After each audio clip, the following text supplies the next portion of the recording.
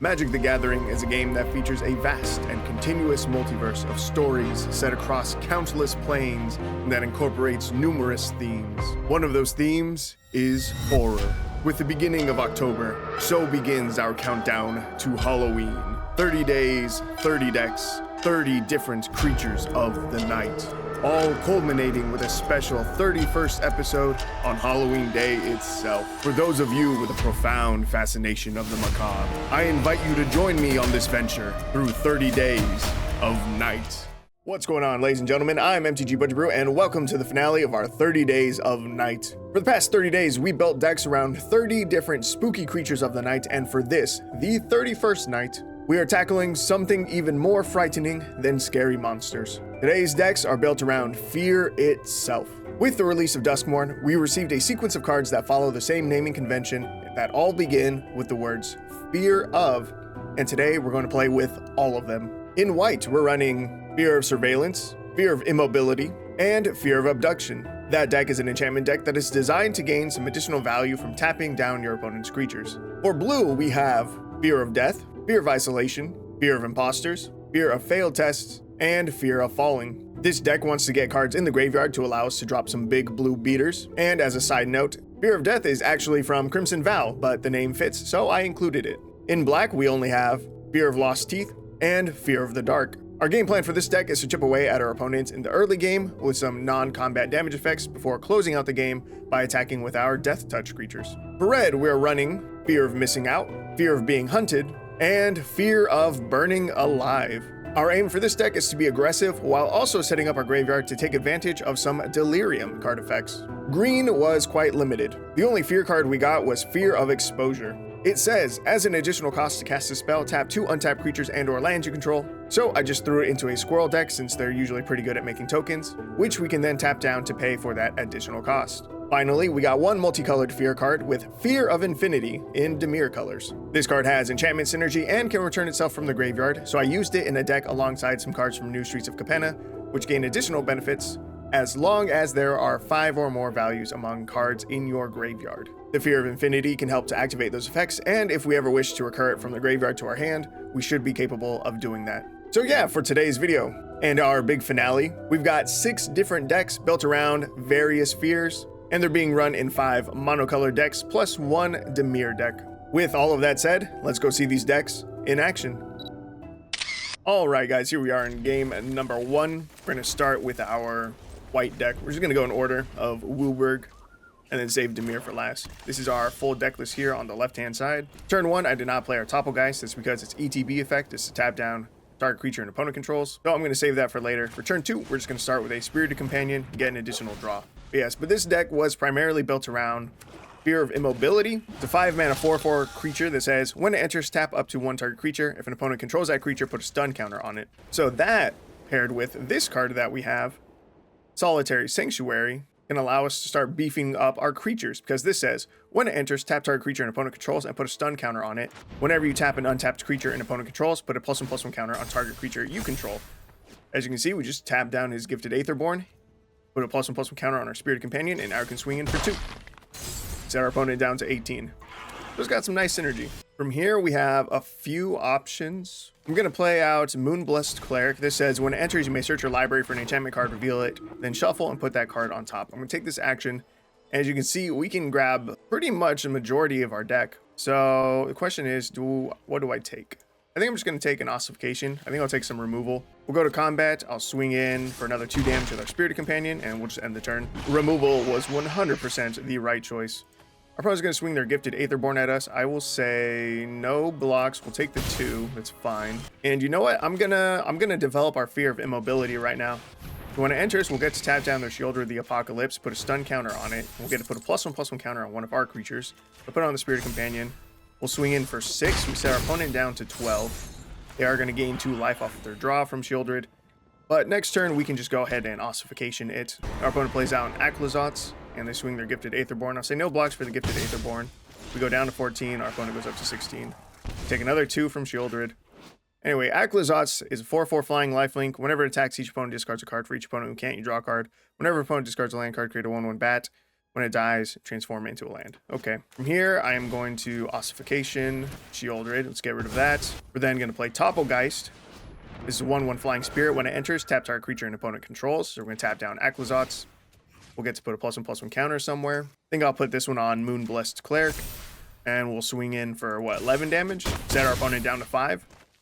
That's pretty good. If we top deck a land, we can exile his Aclazotz with our Fear of Abduction. This is a 6-mana 5/5 enchantment creature nightmare. It says, as an additional cost to cast this spell, exile a creature you control.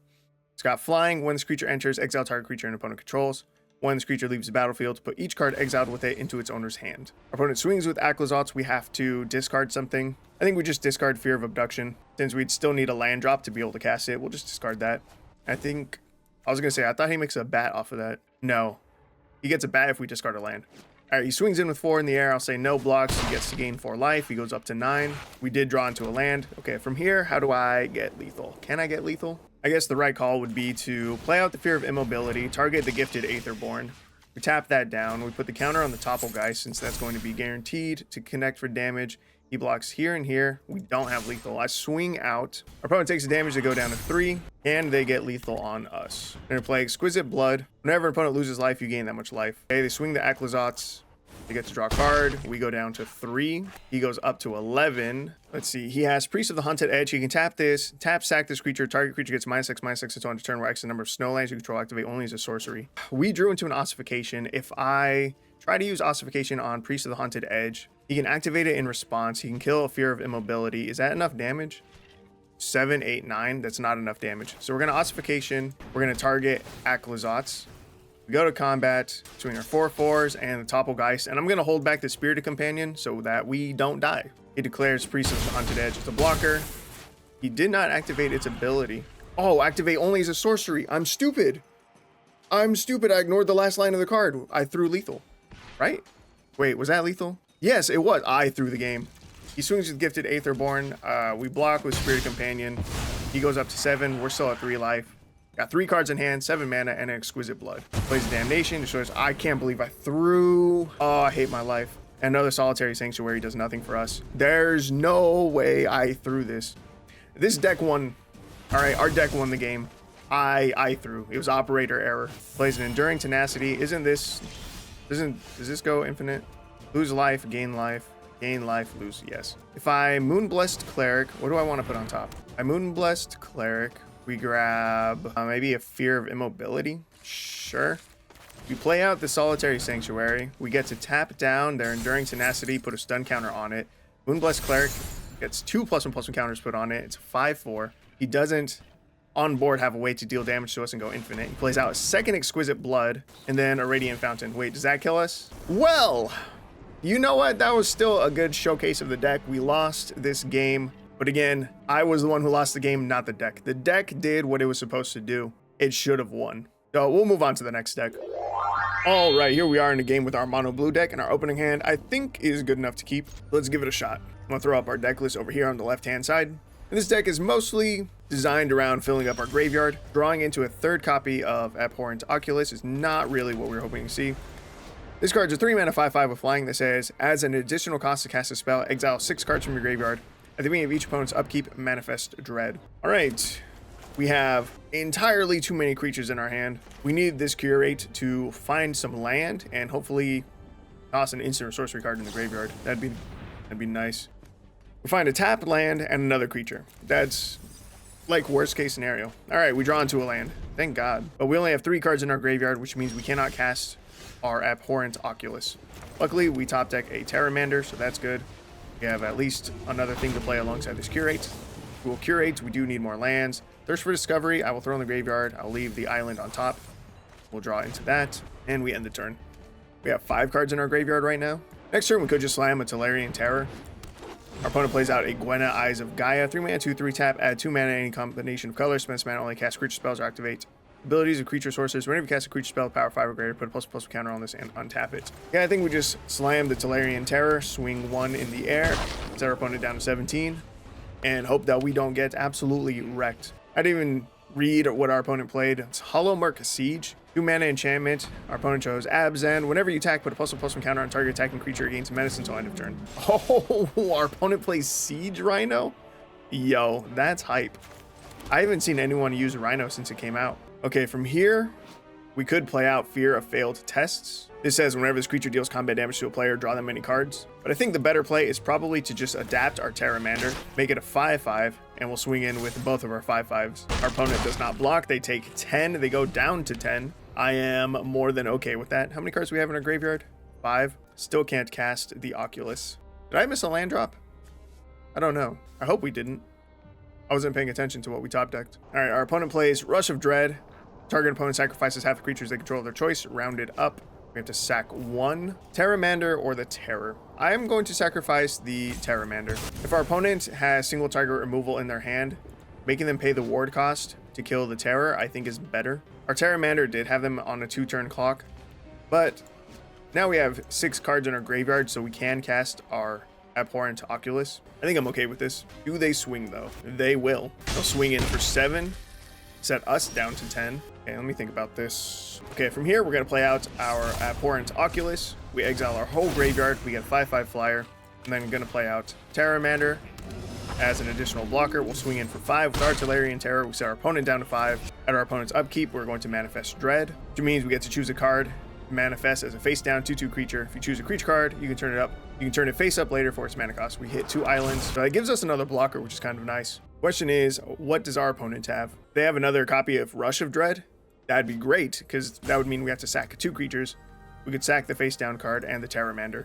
Still keep our Abhorrent Oculus around. Opponent taps 2. They play out another Siege Rhino. We're going to take 3. They're going to gain 3. And I think that's just game. I think we can just swing in the air and kill them, right? He swings with a Siege Rhino. If I say no blocks, we have lethal in the air because we can adapt the We can't adapt the Terramander. Oh, thank God. I did not make that mistake. All right, we're going to double block. We go down to 4. How can we do this? I don't know that we can. We'll swing in with both. He has to block using his Siege Rhino. Set our opponent down to 3. We have no blockers available. I can play Fear of Failed Tests. When he swings, his Rhino will get Menace. We manifest Dread again. I'll select the Terramander. When he swings, his Rhino gets Trample on the +1/+1. It goes up to 7. We have 9 toughness. The manifest Dread may have just saved us. Our opponent plays Luis, and we just die. All right. Well, 2 losses in a row. I can't say good game. That's too bad. Siege Rhino deck is cool, though. I have my own Siege Rhino deck. Big fan of it. All right, here we are in game number 3 with our black deck. Let's hope we can finally get a win here. I would hate to go 0-6 with all of these decks. Turn 1, we're going to start with a Knight of the Ebon Legion. Here's our deck list over on the left-hand side. Turn 2, we're going to play Fear of Lost Teeth. 1 mana 1/1. When it dies, it deals 1 damage to any target, and you gain 1 life. Play that out. We'll swing in for 1 with the Knight of the Ebon Legion. Set our opponent down to 19, and we still get to hold our cut down. Our opponent plays an Ajani's Welcome. Gross. And a second copy of Ajani's Welcome. Doubly gross. From here, we're going to get our tapped land out of the way. Go to combat, swing in for 2. Set our opponent down to 17, and we end the turn. I probably shouldn't have played the tapped land, actually. I should have played another Swamp and activated Knight of the Ebon Legion's ability to give it +3/+3 and Death Touch until end of turn. So that way, we would have been able to trigger its second ability. At the beginning of your end step, if a player lost 4 or more life this turn, put a +1/+1 counter onto this creature. So we'll do that this turn. We're going to activate Knight of the Ebon Legion. We'll make it a 4/4. Swing in for 5 damage. Set our opponent down to 12, and we just end the turn. And Knight of the Ebon Legion will gain a +1/+1 counter. Does he have a board wipe here? He has Anointed Procession. Okay. So he's going to try to make a bunch of tokens. I don't love any of our options here. I'm just going to play out Fear of the Dark. It's a 5 mana 5/5 that says whenever this creature attacks, if defending player controls no Glimmer creatures, it gains Menace and Death Touch until end of turn. Our opponent says nice. We say thanks. We swing in for 3. Set our opponent down to 9. And he's going to play Sphere of Safety. Creatures can't attack you or planeswalkers you control unless the controller pays X for each of those creatures, where X is the number of enchantments you control. So I have to pay 4 mana to be able to attack. Okay, swing Fear of the Dark. We pay the 4. Our opponent says good game, and we end. Is it good game because he's going to exile our whole board to make 1/1 mites? That would do it. I forget the name of that board wipe. Opponent plays Split Up, destroy all tapped creatures. Okay, go to our turn. I was about to say we need a land. We're going to be 1 damage short. There's no... Oh, wait. It looks like we'd be 1 damage short, right? Because if I pay 3 mana to make this bigger, I would only have 3 mana left, which means that I could not pay for his Sphere of Safety cost. However, we go to combat. We swing just Knight of the Ebon Legion. We pay the 4 mana. We set our opponent down to 1. We cut down our own Fear of Lost Teeth, which says when it dies, deal 1 damage to any target and you gain 1 life. We kill our opponent, and that's good game. Oof, that was close. That was very, very close. If our opponent had been able to cast any of his token generating cards, he would have stabilized and that would have been game over. We're now 1-2 with our Fear decks. All right, here we are in another game with our red Fear deck. And our opening hand looks very good. No pun intended, because we have Hand That Feeds in our opening hand. For turn 1, Kumano faces Kakazan. And I will throw up our deck list over here on the left-hand side so you can see what we are rocking with. For our turn 2 play, we're just going to play out a Hand That Feeds. This card is a 2-mana 2/2 mutant that says, whenever this creature attacks while there are 4 or more card types among cards in your graveyard, it gets +2/+0 and gains menace until end of turn. Our opponent's going to play a Burglar Rat, which means we have to discard a card. I will discard our Implement of Combustion. Our Kumano is going to transform into Etchings of Kumano. We're going to play out Chandra Dressed to Kill. We're going to +1 our Chandra. That's going to add a red mana and it deals 1 damage to target player. Deal 1 damage to our opponent. We'll use this 1 red, cast Unholy Heat, and kill his Burglar Rat. He gets exiled because Etchings of Kumano is on the field. And we'll swing in for 5, setting our opponent down to 13. Pretty good turn 3. It's pretty solid. From here, our opponent plays Piper of the Swarm. 2-mana 1/3, rats you control have menace. You can pay 2, tap this, create a 1/1 rat creature token. You can pay 4, tap, sack 3 rats, gain control of target creature. Okay. For our turn, I think I'm going to +1 Chandra. I'm going to use our other +1 to exile top card of your library. If it's red, you may cast it this turn. We exile a Light Up the Stage. That's pretty good. So we will go to combat. I will swing both of our creatures. He will block the Etchings of Kumano, probably. He might be scared to block. He was scared to block. He takes the 5 instead. We now get to cast Light Up the Stage for its spectacle cost. We're going to exile top 2 cards of our library. We're going to play a Mountain out of exile. We're going to drop Kumano faces Kakazan. Opponent's going to take 1. They go down to 7. And I'm just going to end the turn. I'm going to hold this other copy of Hand That Feeds in case our opponent's running board wipes. I don't really think that they're going to wipe the board right here, considering they just played Piper of the Swarm. And they don't. They cast Demonic Embrace, 3-mana aura. Enchanted creature gets +3/+1, has flying, and is a demon in addition to its other types. You may cast this card from graveyard by paying 3 life and discarding card in addition to paying its other costs. Their Piper is 4/4. They're thinking about swinging it at Chandra. I don't think that would be a great idea. That would leave his face open. So he makes the right choice and he does not swing Piper of the Swarm at us. We have a +1/+1 counter that's going to get put on the next creature we play. So we're going to play our Fear of Being Hunted. 3-mana 4/2 with haste that says this creature must be blocked if able. We're going to play this out. We're going to get the +1/+1 counter from Mono Faces Kakazan. We'll go to combat. I will swing out. The Piper will have to block the Fear of Being Hunted. We'll connect for 5 damage to set our opponent down to 2. I'm going to +1 our Chandra to deal 1 damage to target player or planeswalker. And I'm going to do nothing else because our opponent concedes. All right, that brings us to 2-2 with our Fear decks. All right, here we are in a game with our green deck, and luckily we managed to open with a copy of our Fear of Exposure. Considering that that is the only Fear card that we have for mono green, it's nice that we are going to see it. So we're going to start with a turn 1 Chatter of the Squirrel. And I will pull up our deck list over here on the left-hand side so you can take a look and see what we are running. For our turn 2 play, I think I'm just going to play out Prosperous Innkeeper. When it enters, we get to make a treasure token.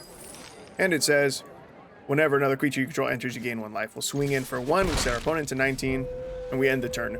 Next turn, we can drop a Fear of Exposure, which is a 5/4 trample. Our opponent plays Sliver Hive. I was not expecting that after seeing Xander's Lounge and Jetmir's Garden. There's slivers. I don't know that we can race slivers. I will cast Fear of Exposure. We have to tap down 2 other creatures as an additional cost. We tap down our token and our Prosperous Innkeeper.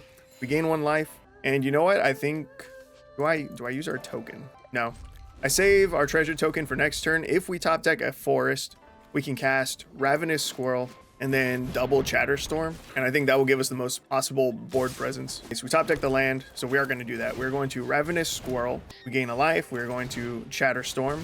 That will get 1 copy, so we make 2 squirrel tokens. Gain 2 life. We go back up to 20, and now we cast Chatterstorm again, and now 3 total copies will get cast. So we end up at 23 life, and we made 5 more tokens. We can swing in for 7 damage right here. Set our opponent down to 12, and honestly, we're looking pretty good.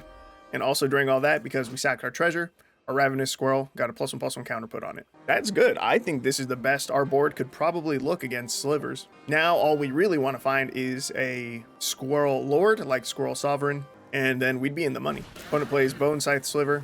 Now all of his slivers, oh, he just swings. All right, we go down to 13. He's at 12. We have 6, 7. Oh, we have lethal on board. All right, good game. That's crazy. I definitely didn't think that we'd beat slivers, but honestly, I think he handicapped himself by playing these tapped lands. The Jetmir's Garden and the Xander's Lounge, I don't think that's the move. We made our own budget sliver deck not too long ago, and I was running a mana base that supported being able to make turn 1, turn 2, turn 3 plays, because sliver decks are very aggressive. You don't want to take your first 2 turns off because you're playing tapped lands. Even if they give you access to 3 different colors, like, it's not worth it, as we can see. Leads to you dying. But hell yeah. Now our fear decks are positive. We have won with 3 of them and lost with 2 of them. All that leaves is our Dimir deck. All right, and here we are in our game with our Dimir fear deck. We're going to keep this opening hand. If you weren't familiar with the Capenna cards that I was talking about, it's cards like Syndicate Infiltrator, 4 mana 3/3 flying ward 2 that says, as long as there are 5 or more mana values among cards in your graveyard, this creature gets +2/+2. So it's cards like that our deck was built around. Our opponent started with a turn 1 Fate Weaver. Don't know what it does, but I do know that it dies to a cut down, so we're going to start with that. I'm going to throw up our deck list over here on the left-hand side so you can see what we are running. Our opponent plays Surus, Spider Silk Innovator, 2 mana 0/1. When it enters, create a 2/1 Spider Creature token with Reach. You can pay 4 mana, transform this, activate only as a sorcery. It's 4 mana 4/4, Vigilance Reach. Each legendary spell you cast that's 1 or more colors has Enweb for 3. All right, that's a whole lot of text. A lot more than I care about. Turn 2, we're going to cast a Tainted Indulgence. We're going to draw 2 cards, then discard a card unless there are 5 or more mana values among cards in your graveyard. Let's see, this is going to put a 1 and a 2 drop in our graveyard already. I think I'm going to discard the Intimidation Campaign. Now we will have 3 different mana values in our graveyard. We have a 1, 2, and 3 drop. Our opponent swings in for 2. They set us down to 18. And they pass. It looks like they miss a land drop. That's pretty huge. I'm going to play out another Tainted Indulgence. We're going to discard another card. I will discard one of our 4 drops. Yeah, I'll discard one of our 4 drops. That one feels a little bit bad. We discarded one of our Syndicate Infiltrators, but it's all right. Opponent swings in for another 2. They set us down to 16. They miss another land drop, which is crazy. We're going to play a Ravenous Chupacabra. When it enters, we destroy target creature an opponent controls. I'll destroy their legendary creature. All right, and now our opponent draws into their 3rd land. That's good. That probably means that they will stay in the game. I didn't want them to scoop. They're going to swing their spider token at us. I will block it with our Chupacabra. Make that trade. Yeah, I didn't want our opponent to scoop just because they got mana screwed. That would suck. From here, I think I'm going to play out Sir Conrad the Grim. Sir Conrad says, whenever another creature dies or a creature card is put into a graveyard from anywhere other than the battlefield, or a creature card leaves your graveyard, Sir Conrad deals 1 damage to each opponent. You can also pay 2 to make each player mill a card. Sir Conrad synergizes with our Fear card because Fear of Infinity says, whenever an enchantment you control enters and whenever you fully unlock a room, you may return Fear of Infinity from your graveyard to your hand. So if we have this in our graveyard and we play an enchantment, it will come out of the graveyard, go back to our hand, and Sir Conrad will get triggered. We get to deal 1 damage to our opponent. Yeah, Fear of Infinity is a pretty good card. It's 3 mana 2/2 flying lifelink that can't block. Still pretty good. Our opponent swings our Obelisk Spider at us. 3 mana 1/4 reach. Whenever this creature deals combat damage to a player, put a -1/-1 counter on that creature. Whenever you put 1 or more -1/-1 counters on a creature, each opponent loses 1 life and you gain 1 life. I guess we'll make that block. Creature dies, Sir Conrad triggers. Sir Conrad gets a -1/-1 counter. Go to combat. We'll swing 4 with Sir Conrad, or attempt to. Our opponent is going to cast an instant that says create X 1/2 green spider creature tokens with reach, where X is the number of creatures attacking you. Prevent all combat damage that would be dealt this turn by non-spider creatures. I'm going to let this resolve. They'll make a token. They'll get to chump block Sir Conrad. We could have countered that with Urtai, but I don't want our opponent to scoop yet. So I'm going to play out a Skullcap Nuisance. It's a 2 mana 1/4 flyer. It says whenever an enchantment you control enters and whenever you fully unlock a room, surveil 1. We're going to cast Intimidation Campaign. When it enters, each opponent loses 1 life and you gain 1 life. And you draw a card. We'll throw Sir Conrad in the graveyard. I think that turns on. Yes, it does turn on all 5 mana values for our deck, so that's good. Our opponent's then going to play an Ishkana Broodmother. 4 mana 3/5 reach. Other spiders you control get +1/+2. You can pay 2 mana, exile 2 cards from your graveyard, draft a card from Ishkana Broodmother's spellbook. We ran this in our spider deck. So now that we have our payoff, I'm going to play out 2 copies of Aven Heartstabber. And I will say no attacks. Aven Heartstabber is normally a 2 mana 1/1 flyer, but it says as long as there are 5 or more mana values among cards in your graveyard, this creature gets +2/+2 and has Death Touch. When this creature dies, mill 2 cards, then draw a card. They are now 3/3s with Death Touch. Opponent plays Chain Web. When it enters, it deals damage equal to its power to target creature with flying and opponent controls. It dealt 2 damage to one of our Heartstabbers. Opponent's going to activate Ishkana. They're going to exile 2 cards from the graveyard to draft a card from Ishkana's spellbook, and they pass. From here, I think we'll just go to combat. We'll swing both of our Aven Heart Stabbers. They're both 3/3s with Death Touch. He does have 2 spiders with reach. We'll see how he blocks. He chooses not to block.